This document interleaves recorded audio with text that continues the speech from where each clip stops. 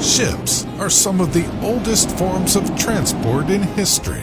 Before we had planes, they were one way for people to move goods for vast distances across the world. However, while shipping today is often considered safe, ships of the past sunk quite often. Wooden ships often sank when they hit bad weather, but ships today sink far less in such conditions thanks to newer technology. While the weather still plays a part in many of the sinkings of large ships, they are able to survive much better in ocean swells than they used to. So how do modern ships stay afloat through massive storms? Storms at sea can be some of the most intense experiences out there. From towering walls of water to strong winds, it's truly incredible what ships have to endure to stay afloat. In fact, one way that modern ships avoid sinking in massive storms involves a technology that ships of old never had access to: weather reports. One way that ships generally avoid sinking in storms is by simply avoiding the storms in the first place. By using predictive and real-time weather reports, captains can plot their courses and even determine departure and arrival dates with great accuracy. In voyages of the past, ships just had to set out and hope they didn't hit bad weather. Modern ships get weather reports and updates through satellite and single sideband radio aboard. For example, U.S. ships must carry a Navtex machine or navigational telex machine that picks up radio signals and converts them into text.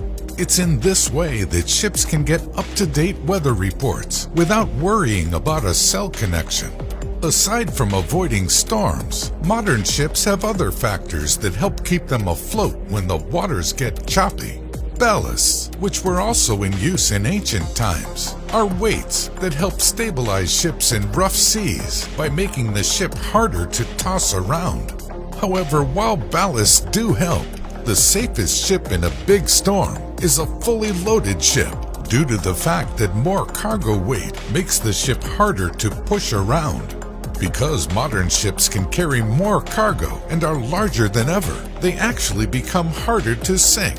But even in the case of a fully loaded ship, the cargo shifting overboard can unbalance the boat. When ships are empty, even with ballasts, they can be more vulnerable to large swells. When ships do encounter harsh weather and the ballasts aren't enough, they have to rely on sturdy engineering. Modern ships are constructed with strong, heavy steel. This makes the hulls more resistant to damage. However, repeated impacts from large waves can and do cause harm. While the steel exterior of ships can generally sustain most things that a storm throws at it, repeated blows in the same area of a ship from crashing waves can weaken the steel through something called fatigue stress. Fatigue results in minute changes in the molecular structure of the steel, making it less strong over time. Given enough cycles of stress and strain on the boat, ships can and do break apart due to fatigue failures. Eventually, this could cause the hull to fail, letting water inside the ship. To prevent this, modern ships have incredibly thick steel hulls and strong internal support structures to increase the endurance limit of the ship. But how do ships survive storms when they're stuck in port? Well, they have two options. Hurricane holes are ports with good holding and protection from winds. But in some ports, large ships may be asked to leave before storms because the ships can quickly destroy even the sturdiest of ports while being pushed around in the waves. In either case, ships need to be well anchored with slack in the chain to prevent them from being snapped by the motion of the waves. The crew can also put the ship in reverse to put more pressure on the anchor. If caught far from a port, the best bet is actually to outrun the storm. Most modern cargo ships can reach at least 14 knots, enough to outrun most hurricanes, especially with a good deal of advanced warning. If all else fails, then ship captains can try to steer into the calmest part of the storm. In a hurricane, the low side or clean side of the storm is the side counterclockwise from its leading edge.